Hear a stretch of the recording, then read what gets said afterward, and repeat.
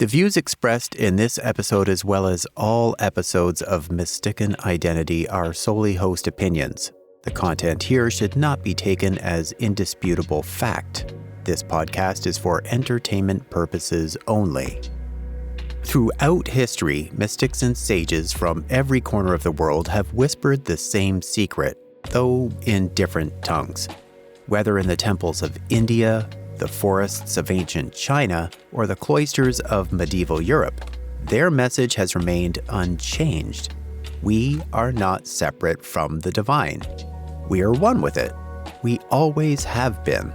In the ancient Sanskrit text, the Upanishads, the profound truth is expressed in just 3 words: Tat Tvam Asi. That art thou. But this message doesn't belong to just one tradition. It's a golden thread woven through the heart of Buddhism, Christianity, Taoism, and countless other sacred teachings. Yet, over time, we've forgotten. Divisions have been drawn. Boundaries have been built. We've claimed our way as the way. In today's episode of Mystican Identity, we're going to journey through the mystic insights of the world's great spiritual traditions to uncover the deeper truth behind Tat Tvam Asi, the realization that we are all, in essence, one with the divine. Well, greetings. It's Phoenix, and welcome to another episode of Mystican Identity, and we're going to kick off our look into the perennial philosophy. I find a good way to look at an approach to the perennial philosophy is to break it down into like a top and a bottom, or whatever contrast between this and that helps to visualize the unseen reality of the spiritual path. This approach isn't restricted to just the perennial philosophy. It could apply to any type of spiritual study. So on the bottom would be the more physical practices which are designed to stop the mind from all that chatter and direct it to a more one-pointed state. Things like yoga, exercise, bhavana, zazen, poetry, painting, Japanese tea ceremony, maintaining Zen gardens, all these things. They're methods that are commonly used, and there are many others that achieve a type of zoning out, which quiet the noise of distraction and amplify the divine to communicate. So on the top would be the path of contemplation, thought, reflection, meditation. Mental processes, not physical ones, that are used to approach the metaphysical, the that, which exists but is not an object of the senses. Once again, letting the chaos melt away such that the universe is able to guide. These are practiced by the born philosophers and theologians. The middle of these two, this point in a way, and it's the method that I find a connection with, provides an almost panoramic view of the spectrum. So this is described as where mind and matter, action and thought are both used as methods to have an experience with the beloved. Now, this is the method that I gravitate towards because depending on where I physically am in the current state, I can move my mind in either direction. If I'm at home and in a peaceful place where I can meditate or contemplate, then I'll embrace that method. If I'm at work, shopping, or at a restaurant, I have physical methods in place that I can use, that bring me back to center. That's kind of how it feels for me, is to just bring it back to center. Things like beads for a bracelet and a necklace. And I like those because what I'll do is I'll find that rolling the beads in my fingers tends to help me get out of being distracted. At work, I'll set a timer on my phone to go off every 40 minutes. So every 40 minutes, I take in my surroundings and reflect on whether I'm acting all aloof within everything or if I'm acting consciously as part of the whole. Now, just to be clear, after a few years of doing this, it's still not perfect. I forget to set the timer on occasion. I get into a YouTube rabbit hole sometimes, and time slips by and I haven't meditated.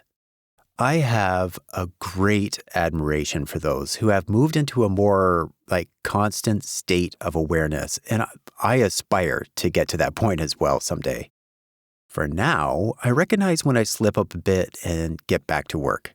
I put these different practices into place because the perennial philosophy, while its source material is rooted in metaphysics, is really demonstrated through my way of living and honoring the ethics that are part of it. Depending on my state in the physical plane, I can maintain the principles that I want to demonstrate.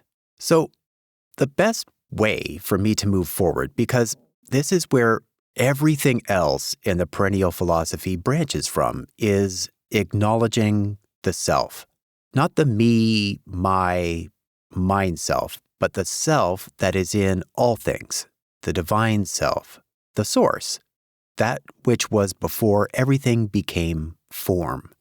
Like I said before, in Sanskrit, this has been called Tat Tvam Asi, or that art thou.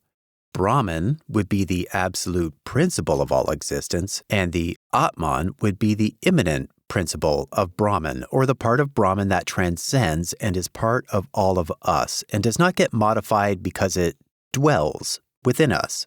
So essentially, the eternal self, which doesn't die, that is just wearing a temporary earth suit that we call the body or form. This is the basis of the perennial philosophy, because the foundation is to know the spiritual ground exists not only in the soul, but also outside in the world and even beyond world and soul and the physical plane, in its transcendent otherness, something called heaven, nirvana, bliss, paradise, the kingdom, all those references. And of course, there are more. Now, accepting the principle that God is within and without, and this was eternal, for me, it was a difficult thing for me to grasp. Reason being is that I was raised to believe that one accepts God into their heart, at which one will be saved and live forever. This did, however, always seem strange in itself to me, because if we are eternal beings, this means we didn't have a start. So how does the inviting in commence a start time to infinity? See? So if there is a start, does that imply my parents gave me a soul as well as my biological form? So if so, wouldn't that imply that my parents were God, kind of? If I'm an eternal soul that entered into a form of an animal biology that my parents formed, then what was the state of my eternal soul prior to this manifestation, and what was I doing? So to understand the principle of God is always within and without, I was led or compelled with this example of air. So air, as we all know, is ever present, though it can't be seen. And if I were to remove it from the room or place that I'm in, I'm going to react to the absence of it really quick, and it will be quite noticeable. Proof it is there. If I hold up fabric as to separate the air that is around me, the air is equal on either side, as well as permeating through the fabric.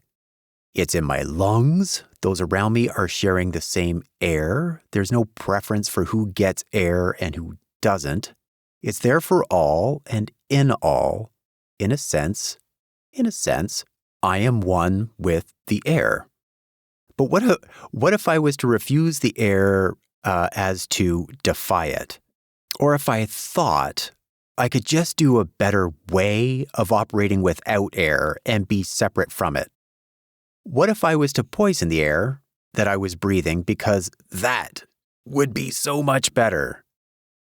Right? So in those cases, as well as other examples, I would obviously suffer because I wasn't united with one of the main requirements for this animal form to continue functioning. To restore my earth suit to its proper function, I would have to restore my quantity, quality, and union with the air. So there are three ways that I approach the that which is thou. First, there is by looking inwards at myself, at my own thou, and by a type of dying to self by letting go. There's actually a great Bible verse that highlights this type of self-sacrifice. It's found in Proverbs 3:5. Trust in it with all your heart, which I feel is self. So trust in it with all yourself. Lean not on your own understanding, which I feel is like programming or the coats on the bed, which I referred to in a previous episode. In all your ways acknowledge it, and it will direct your paths. So I kind of like broke that up. So smoothly, trust in it with all yourself. Lean not on your own programming. In all your ways acknowledge it, and it will direct your paths. This letting go can also be referred to as dying and being born again or anew. In doing so, I will come at last to the knowledge of the self, the kingdom of God that is within. So secondly, there is obviously seeking out the presence and nature of God in the thous. Now this one's really groovy. I really like this method. It's basically just looking at things as God in all things and interacting with all things. Now I experience this all the time, but there's many examples that I could bring up, but the one that came to mind was just something that happened just a few weeks back. I went to a lake and just sat in my car while reading a book.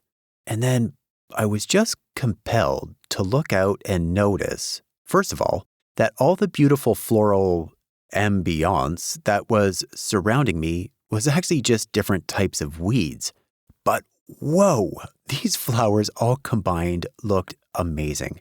And I was compelled to realize that there was this entire community, ants, worms, bees, spiders, just going about their very, insecty day. None of those things taking notice of me, all with their own schedules and tasks, relationships, consciousness. And then 2 birds passed by, side by side, and both appearing to be in complete bliss, just going about their very, birdie day. All of these characters had their own consciousness, their own birth and eventual death, relationships, duties, responsibilities, the whole game. All of this activity that would have happened regardless of me being there or not. But I was there, and I was part of this whole, play that was going on. Could God's consciousness be in a weed, an ant, bird, water? Why not? Why not? Matthew 6:26-30 says, "Look at the birds of the air. They do not sow or reap or store away in barns. The Beloved feeds them. Are you not much more valuable than they? Can any one of you, by worrying, add a single hour to your life? And why do you worry about clothes? See how the flowers in the field grow? They don't labor or spin. Yet I tell you that not even Solomon in all his splendor was dressed like one of these. If that is how the Beloved clothes the grass of the field, which is here today and tomorrow is thrown into the fire, will he not much more clothe you, you of little faith?" The third and obvious method, the only one left, is to play, obviously, in the middle of these two. A little bit of thou and a little bit of thous. Greek philosopher Plotinus wrote, "See all things, not in process of becoming, but in being, and see themselves in the other. Each contains in itself the whole intelligible world. Therefore, all is everywhere. Each is their all, and all is each.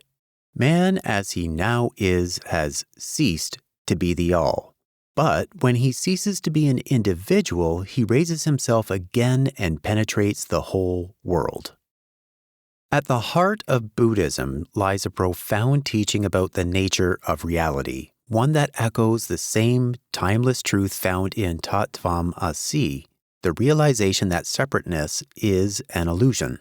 In Buddhism, this insight is captured through the concept of anatta, or no self. According to the Buddha, what we commonly think of as The self is nothing more than a bundle of ever-changing processes, thoughts, emotions, sensations. We cling to the idea of a permanent individual self, but Buddhism teaches us to look deeper. What we discover is that there is no unchanging core, no solid, separate I. Instead, we are part of a vast, interdependent web of existence. There's this beautiful Buddhist parable, which compares human beings to waves in the ocean, and I love this one. First time I read it, it just hit me as it's such a great example of nature to easily understand, like put things into focus. I love this example. So this is a story about a little wave just bobbing along in the ocean, having a dandy time.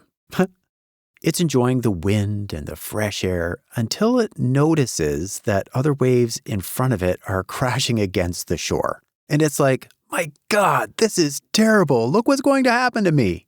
Then along comes another wave. It sees the first wave looking grim and it says to it, "Why do you look so sad?" The first wave says, "You don't understand. We're all going to crash. All of us waves are going to be nothing. This is terrible." The second wave says, "No, you don't understand. You're not a wave." So I apologize for my shitty character acting there. It's not the best, but break things up a little. So yeah, in this, a wave may look at itself and think, I am separate, I am being distinct from the ocean. But when the wave crashes and dissolves back into the water, it realizes it was never separate at all. It was the ocean all along, just in temporary, ever-changing form. In the same way, we mistakenly believe that we're separate from the world, but in truth, we're expressions of the universe itself, momentarily appearing as individuals.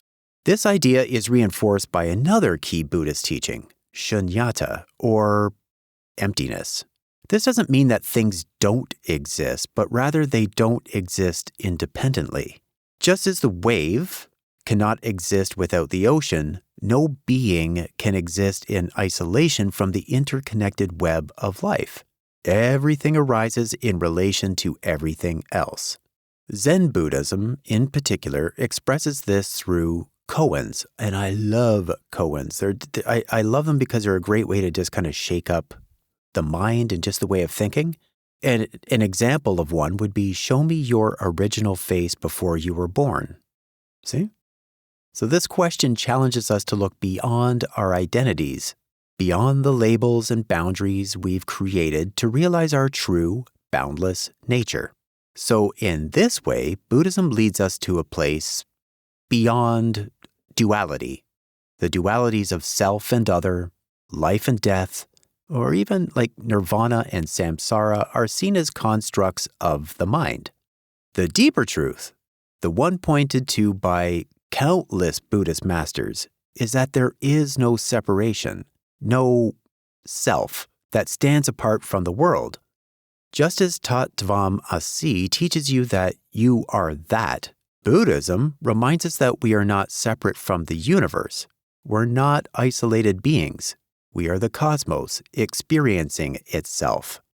I love how Alan Watts puts it. You are an aperture through which the universe is looking at and exploring itself. I think that is so absolutely beautiful. So if we were to examine Taoism and its contributions to the perennial philosophy, I like this particular excerpt from the Book of Chuang-Tzu. The passage illustrates how the Tao transcends all categories and conceptual distinctions.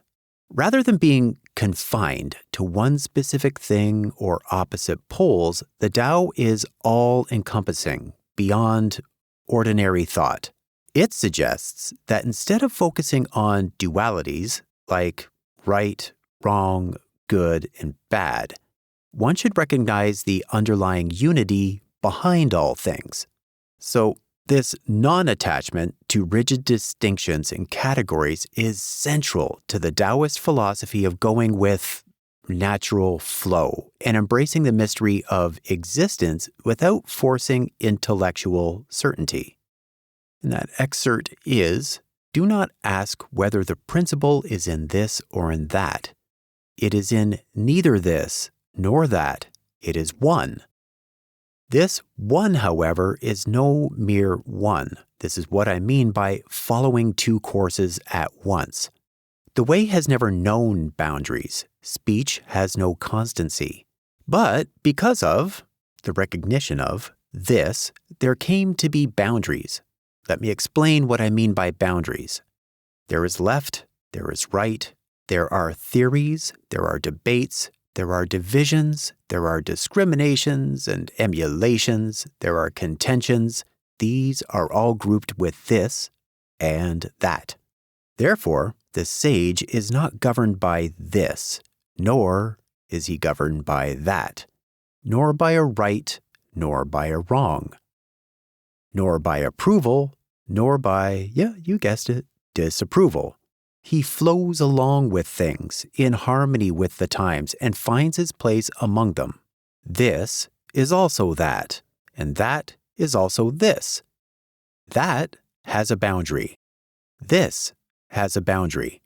But a state where this and that no longer find their opposites is called the pivot of the way. When the pivot is found at the center of the circle, one can respond endlessly. This is infinite. That is infinite. Therefore, I say the best thing to do is to rest in the eternal fitness of heaven, the necessary law of nature, and wander at ease through the world of what is, or isness.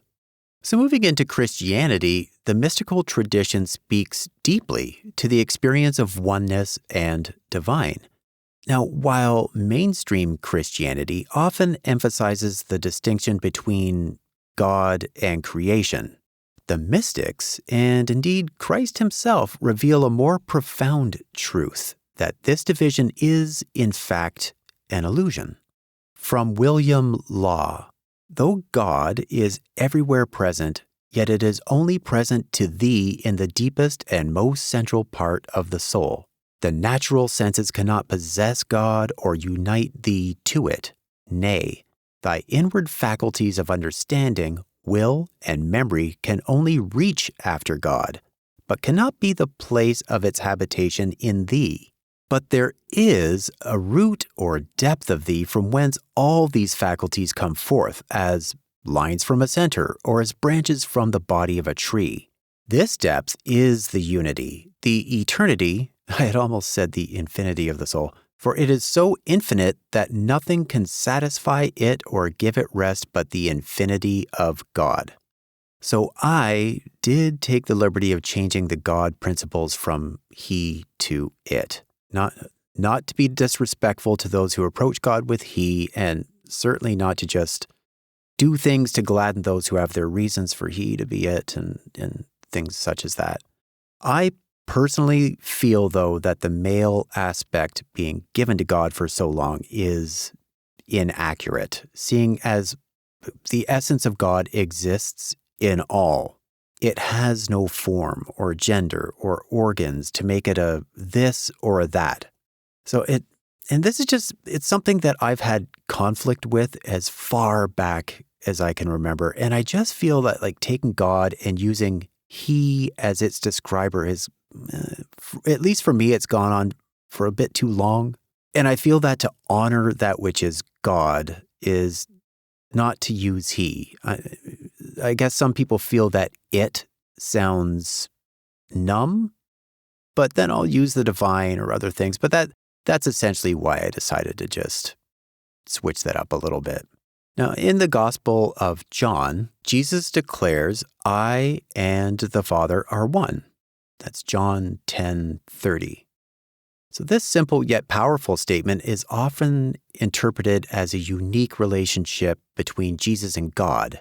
But the surrounding verses reveal something a little more, because when Jesus is questioned about this statement, he responds by saying, is it not written in your law? I have said you are gods. That's John 10:34, referencing Psalm 82:6. He then goes on to explain, if Scripture called them gods to whom the word of God came, why then do you accuse me of blasphemy because I said I am God's son? And that's John 10:35-36. Jesus is revealing a deeper spiritual truth that the divine spark exists within each of us. Just as He and the Father are one, so too are we capable of realizing our own union with God. The same message that echoes throughout the perennial philosophy, that we are not separate from the divine, is present in Christ's teachings. And this is why Christian mystics like Meister Eckhart could say, the eye with which I see God is the same eye with which God sees me. Saint Teresa of Avila also spoke of this oneness in her concept of mystical marriage, where the soul becomes fully united with God, dissolving any sense of separation. So this union in which the boundaries between the soul and the divine disappear is the ultimate realization that we are not apart from God. We are of God. So when Jesus said, the kingdom of God is within you, which you can find in Luke 17:21, He was pointing to this same truth. It is through the heart, through the surrender of ego, that we come to realize our oneness with the divine, just as Christ demonstrated. So in this way, Christianity, like many other spiritual traditions, points to a deeper reality where the separation between God and creation dissolves, and we awaken to the truth that ultimately that art thou. So now just doing a comparison in Hinduism and the Upanishads. And this particular part is taken from the Bhagavad Gita, and I love the Gita. I carry it with me like everywhere. This particular part is taken from chapter 10 as Krishna explains to Arjuna its presence of the thous and the thou. And I'm skipping just the beginning chunk of this particular section just to jump because it becomes very evident, and highlighting verse 32 on. O Arjuna of creations, I am the beginning, the end, and also the middle of sciences. I am the science of the self, and among debaters I am the logical conclusion. Among letters I am the letter A, and among compound words I am the dual compound. I am also inexhaustible time, and of creators I am Brahma. I am all-devouring death, and I am the generating principle of all that is yet to be. Among women I am fame, prosperity, speech, memory, intelligence, steadfastness, and patience. Among hymns in the Samaveda I am the Brihat Sama, and of poetry I am the Gayatri. Among months I am the Margasirsha, November to December, and among seasons I am spring. I am the gambling of cheats, and of the splendid I am the splendor. I am victory, I am determination, and I am the goodness of the good. Among the Vrishnis I am Vasudeva. Among the Pandavas I am Arjuna. Among the sages I am Vyasa. And among the great thinkers I am Ushanas. Among punishments I am the rod of chastisement. Amongst those who seek victory I am morality. Among secret things I am silence, and I am the wisdom of the wise. Furthermore, O Arjuna, I am the generating seed of all existences. There is no being, moving or unmoving, that can exist without me. O mighty conqueror of enemies, there is no end to my divine manifestations. What I have spoken to you is but a mere indication of my infinite opulences. Know that all opulent, beautiful, and glorious creations spring from but a spark of my splendor. But what need is there, O Arjuna, for all of this detailed knowledge? With a single fragment of myself, I pervade and support this entire universe. This is another one, and actually this one I find is really, really cool in the way that it describes things. And this is from the Chandogya Upanishad. When Svetaketu was 12 years old, he was sent to a teacher with whom he studied until he was 24. After learning all the Vedas, he returned home full of conceit, in the belief that he was consummately well educated and very censorious. His father said to him, Svedakatu, my child, you who are so full of your learning and so sensuous, have you asked for that knowledge by which we hear the unbearable, by which we perceive what cannot be perceived and know what cannot be known? What is that knowledge, sir? Asked Svedakatu. So his father replies, as by knowing one lump of clay, all that is made of clay is known, the difference being only in the name, but the truth being that all is clay. So, my child, is that knowledge, knowing which we know all. But surely these venerable teachers of mine are ignorant of this knowledge, for if they possessed it, they would have imparted it to me. Do you, sir, therefore give me that knowledge? Well, so be it, said the father, and he said, bring me a fruit of the Nyagrota tree. Here's one, sir. Break it. It's broken. What do you see there? Some seeds, sir, exceedingly small. Break one of those. There you go, it's broken. What do you see there? Nothing at all. So the father said, my son, that subtle essence which you do not perceive, there in that very essence stands the being of the huge Nyagrota tree. In that which is the subtle essence, all that exists has itself. That is the true, that is the self, and thou, Svedakatu, art that. Pray, sir, said the son, tell me more. Be it so, my child, the father replied, and he said, place this salt in water and come to me tomorrow morning. The son did as he was told. Next morning the father said, bring me the salt which you put in the water. The son looked for it but could not find it, for the salt, of course, had dissolved. The father said, taste some of the water from the surface of the vessel. How is it? Salty. Taste some from the middle. How's that? Salty. Taste some from the bottom. How is it? Salty. The father said, throw the water away and then come back to me again. The son did so, but the salt was not lost, for salt exists forever. Then the father said, here likewise in this body of yours, my son, you do not perceive the true, but there in fact it is. In that which is the subtle essence, all that exists has itself. That is the true, that is the self, and thou, Svedakatu, art that. As we've explored today, the message of Tat Tvam Asi, that art thou, is not limited to any one tradition. From the ancient Hindu teachings of the Upanishads to the profound insights of Buddhism, Christianity, and beyond, this truth echoes through the ages. It's a message whispered by mystics and sages, inviting us to look beyond the illusion of separation and discover the divine within ourselves and all of creation. And yet, in our modern world, we often find ourselves divided by beliefs, by identities, by the very idea that we are separate from one another and from the divine.